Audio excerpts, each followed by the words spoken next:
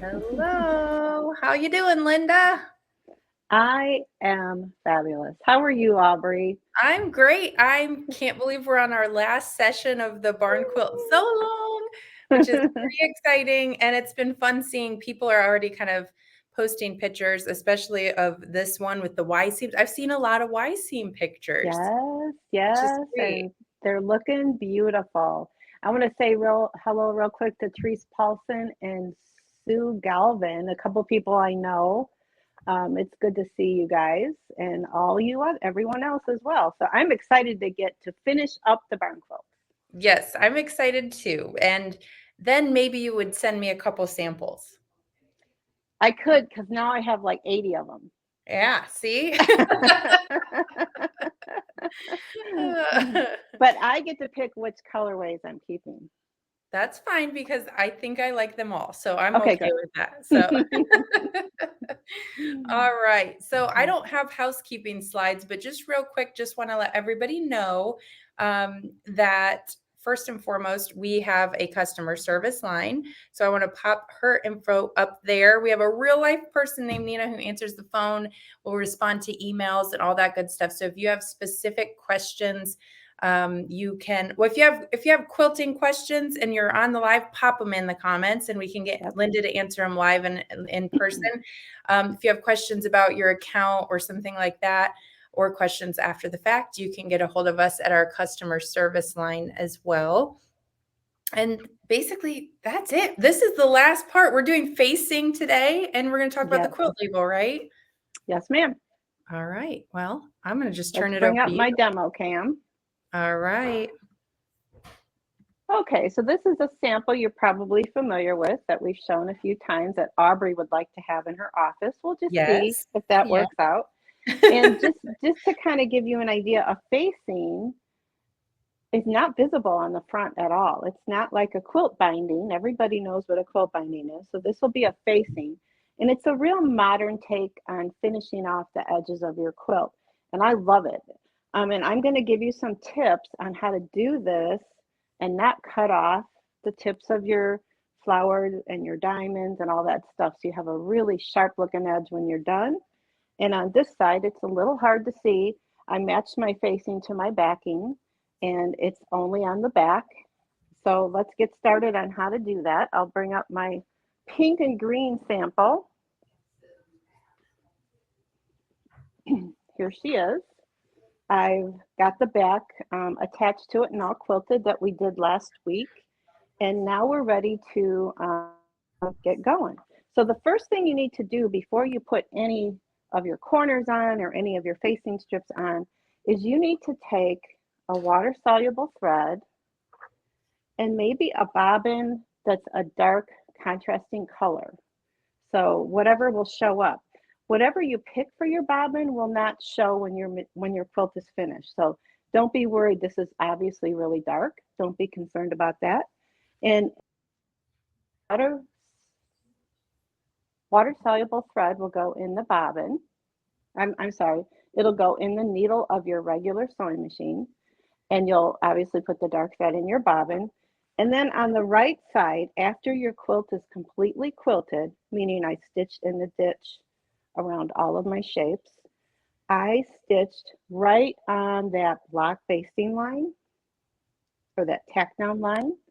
I stitched all along there with right side facing up with the water soluble thread. And on the back, this is what you'll see. You'll see a dark, maybe my light is too bright. There we go. You'll see a dark line right here. Aubrey, we need to tell them about our contest. We forgot. We do. Okay, so we are having a contest today, and there's a little bit of a mistake, okay? Everyone makes mistakes, right, Lynda? Well, I know I do. So if you catch the mistake, and by the way, we're going to ask you what it is at the end, so no cheating. If you see the mistake as Lynda goes along, type the word me, okay? And don't say what it is. Don't say what it is, but say me when you find it, when you catch something that looks a little off, right? Just a little off. It's not a big deal. I decided I'm going to live with it, as I usually do with all my mistakes. So this is the sample I'm going to get probably. Oh, no. I don't know. I don't know.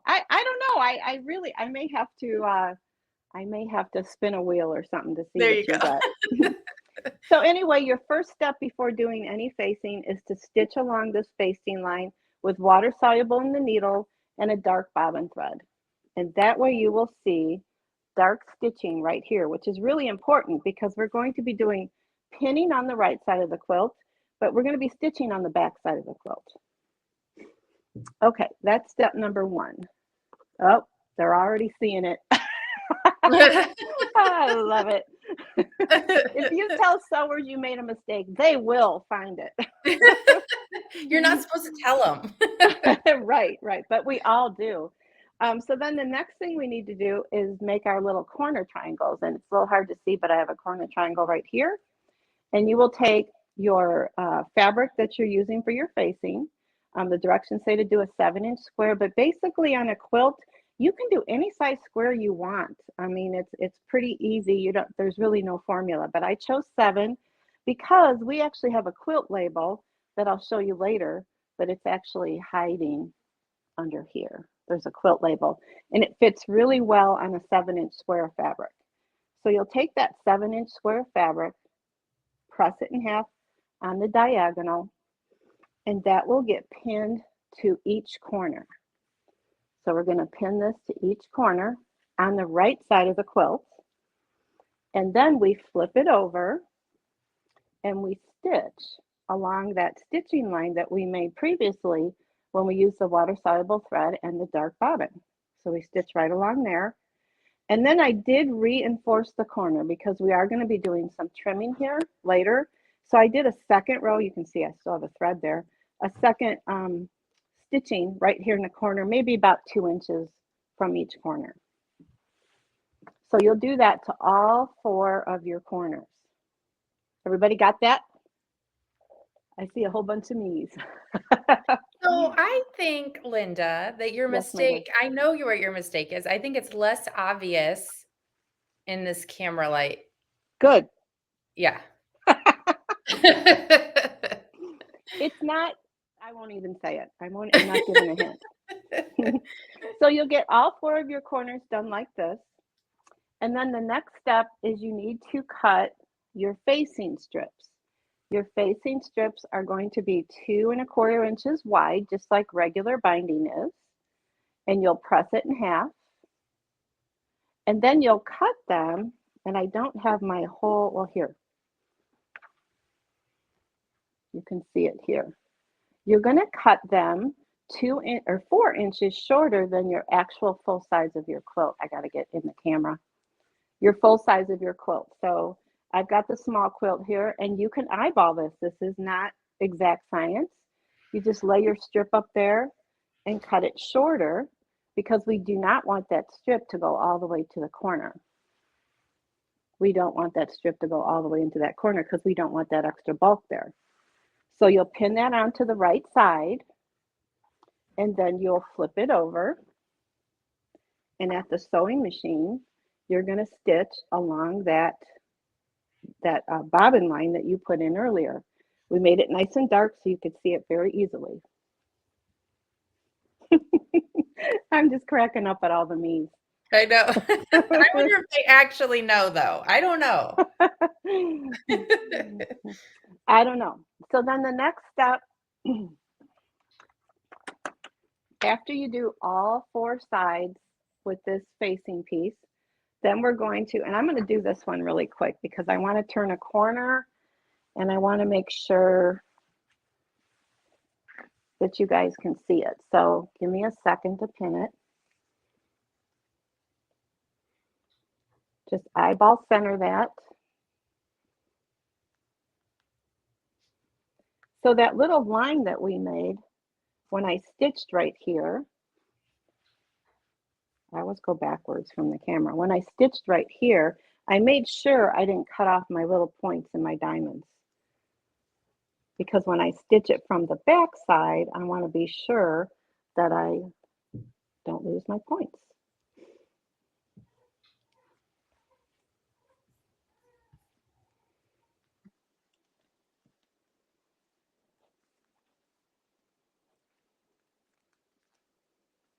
So I would like to know if anybody has done a facing. Maybe you could tell us if you've done one in the comments, because it's really very easy to do. I'm going to move my camera, Aubrey. All right, while she's moving her camera, I just want to remind everyone, I'm going to be live again tomorrow and Friday with Annie, and she's actually going to show you how to make a traditional log cabin block. Got a beautiful quilt to reveal tomorrow and show you. So make sure you're registered for that. In fact, Nina, if you don't mind dropping the registration link in the comments and we'll get you guys set up. And then it looks like someone said no, they have not done a facing and they're very interested. Okay, could you bring my demo cam back up? I'm not sure I'm in the right place. There you go. And I'm upside down.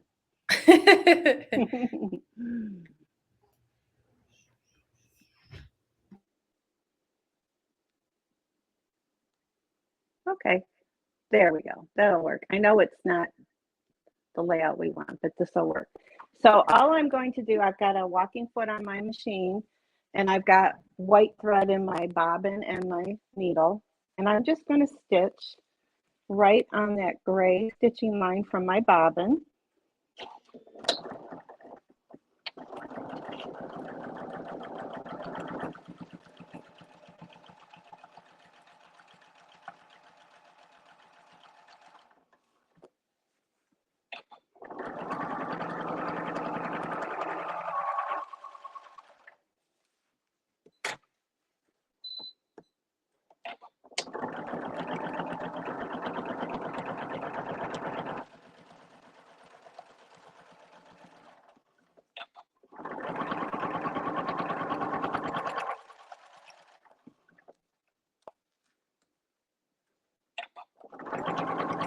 I do a little bit of back stitch at the beginning and the end.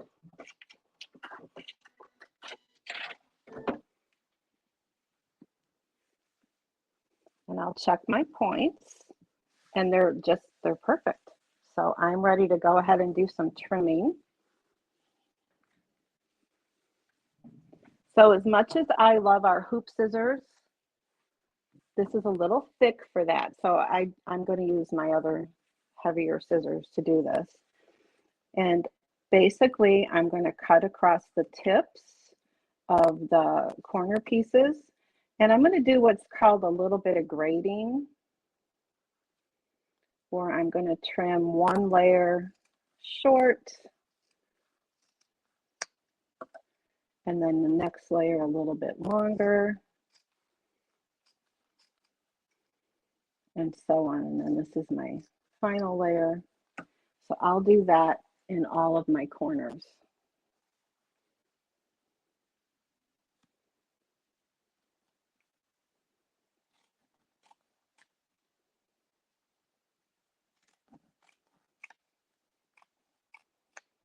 And the double stitching in the corner will be very helpful when I go to turn this so that I don't poke through the corner. Lynda, someone's asking if you're using a 1/4 inch seam. Well, if you remember when we very first started, I told you to stitch along the basting line of your block. So I'm not using a 1/4 inch seam. I'm following the bobbin thread in the back. So it doesn't matter if it's a 1/4 inch, if it's 3/8 of an inch.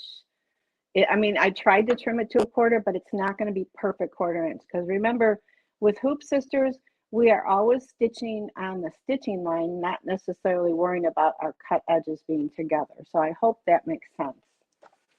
So that method of following that line on the back will prevent me from cutting off my points on the front. So now I've got this corner trimmed. So now I can go ahead and turn it.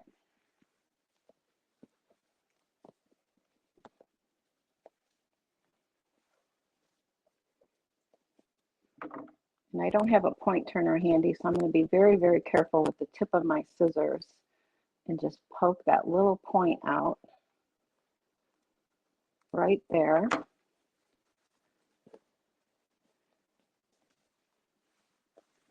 So that's what my corner will look like. And I will take this over to the iron and give it a really good pressing. Voila. Okay. And then go ahead. I'm going to switch. Do you want me to switch to your other camera or just?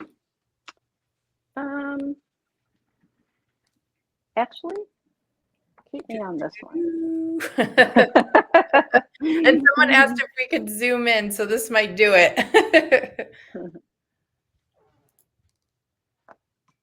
Okay, let's see. Let me get this turned. Of course, I'm not going to get my other mode I want. Gotta love cameras. Yeah, especially when they're not cooperating. So, all right. So After you press it and turn your corner, the next step is to do, I did a serpentine stitch. Maybe I'll show that. There's a serpentine stitch right there on just the layer of my facing and my seam allowance. So I'm doing a serpentine stitch right there.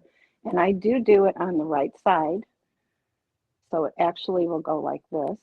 And it's holding down the actual seam allowance, which when I turn it over all the way and pin it, that serpentine stitch holds that seam allowance in place. This is called an understitching, which is kind of like a clothing thing. I did a lot of clothing years and years ago, and that's where the grading comes in and the understitching, but all of that will help you. And the understitching actually does go into, you probably can't see it. I'm going to draw it here. Use a little Fix-On pen just to show you. This is the serpentine stitch. Does that show up? Yeah, I can see it. Kind of a purple line there. A Mhm. serpentine stitch, and it's holding down the seam allowance onto the facing itself. And the And cool then part is you're like, "Can you see it?" Because you really can't see it unless someone points it out or you look you really, really can't. close. Right. And then the last step is to hand stitch your facing down. And I know a lot of people don't like the hand stitch. I have a really fun customer who loves, I've taught this class in my store, this facing class, and she decided she would just top stitch all the way through the quilt. So that works for her, but I like to do hand stitching right here so you don't see it at all on the front. And the best part is because of that part where we stitched our water soluble in the needle and a dark color in the bobbin, all of my points to all of my petals and my diamonds are still intact. So that works out really, really well. So, yes, I'm seeing okay, just to clear this up, great question. Yes, the facing takes the place of the binding. It's just a different way to finish it along the edge. So, isn't that cool? Mm-hmm. Yeah.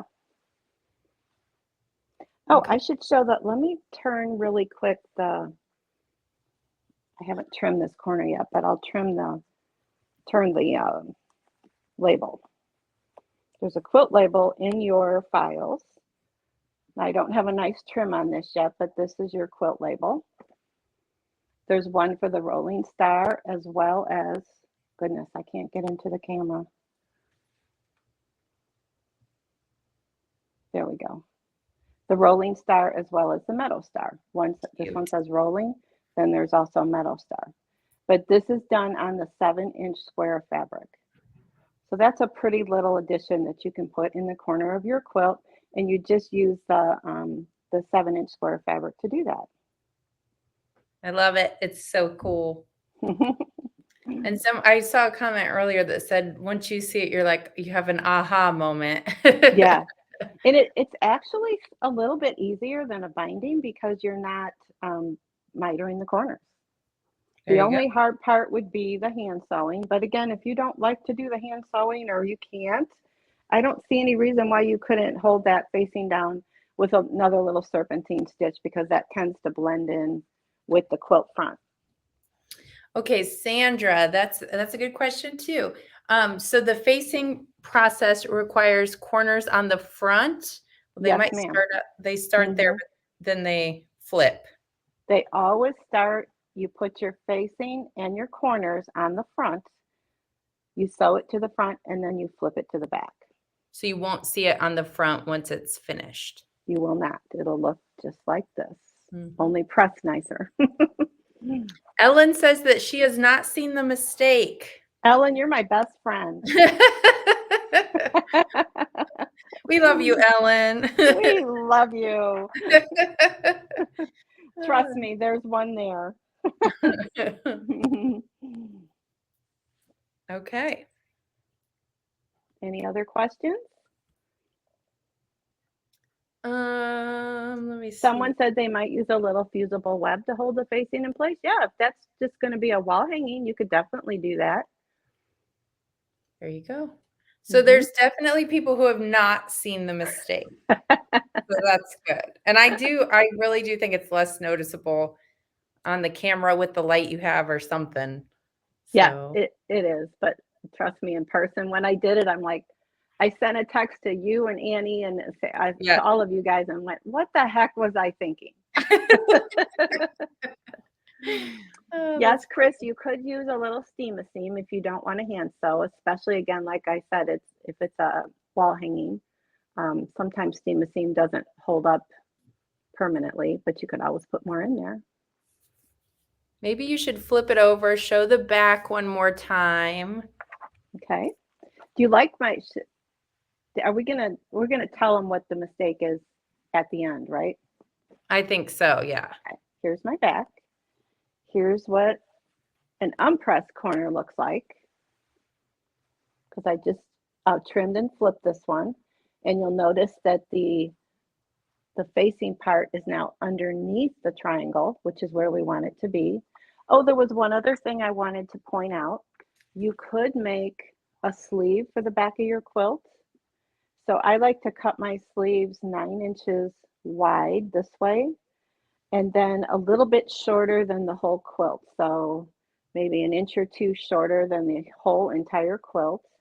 And usually when you put a sleeve on a quilt with a binding, you stick the sleeve underneath the binding. In this case, I did have to do the dreaded hand sew all the way across just to get it to work right. But then you just hem your ends, fold it in half, and whatever side you decide to lay it on after this is hand sewn down, you can hand sew this down, and you'll get a nice finished sleeve that you can hang your quilt with. Eileen, you don't see it either. There's a lot of people saying they don't see it. La la la la la. Yeah. When we tell them, they're gonna go, "Oh, okay." Mhm. They're gonna go, "It's not that big of a deal." Okay, I would like to show, and you guys keep asking questions if you have them, but before we draw the winner, I would like to show, and if you have something else, Linda, obviously you can take over. But I wanna show them where the guide is in Facebook so they can Okay. rewatch these videos. Is that Yep. okay? Yep. All right, let me share my screen.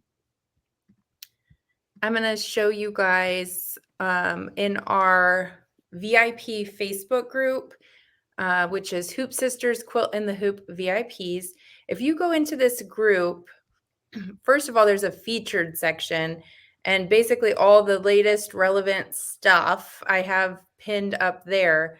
But also there's this guides section right here. Hopefully you can see my mouse wiggling around. And if you click there, our customer service line is there. But the second guide down is the barn quilt collection. Now this might move. So like tomorrow we're going to start something else. So you might have to scroll down a little bit, but there's the heartfelt half square guide is in here. So basically what this is a collection of all things that we have put in this group regarding the barn quilt. So we have session 1 and 2, and then we have session 3 in here, which is the video. And then we're going to pin this class in there as well. It also has any of the updates that we've had. And I think it even has our original workshop in there. It does. So it's a good place, a good resource in this VIP group if you want to rewatch any of the videos. Okay. So I just wanted to mention that so you knew where to find it. What happened? Oh, I'm just seeing some funny posts. A Facebook user, I don't see it either, and was seriously thinking of cheating and just saying, "Oh yes, what a doozy mistake," but my conscience got me. Yeah, because we might call you out and ask you to tell us what the mistake is. And don't worry if you don't see it and you can't be in the contest. We're gonna do giveaways tomorrow and Friday too. So And someone else asked what the word is. The word is me, but please say it only if you know, because we might ask you what it because we're stinkers like that. Okay, so should we draw the winner and put them on the Yeah, spot and say, okay, let's what's do the it. mistake? All right, let's do it. All righty. Let me share my screen again to get over there. This is funny. Okay. So 27 people said they saw the mistake. So let's see. But there's like 135 watching that I can see. So I know. Well, I think a lot of people couldn't see it. And then when we show it, they'll be like, okay, Joan, you're up. Are you watching, Joan? Say Congratulations. something if you are. Say Yeah, something. say something. Let us know that you're there. Joan over on Facebook. She was at some point on here live. Yep. So I got to check too. Oh, well, her name would be in there. Yeah. So Joan, she's There she here. is. Joan, Joan, hey, tell us what the mistake is, Joan. And you're going to win no matter if you caught it or not. Yeah. Right? Let us know what mistake you picked up on, Joan. She's probably like, oh no. We'll All give right, her a minute to type. we'll give her a minute. I'm going to turn this over and let everybody look at the back of my quilt. Here, let me put you big. There you go. There's the back of my quilt. Do you know what it is, Joan? I think the cover stitch on the right. Nope, that's not it, but you're still going to win. But it's close. It's Kind. close. Yeah. So the front of my quilt is this pretty pink and green. And last week when I was demoing the quilting, the edge-to-edge quilting, I just started doing it in blue.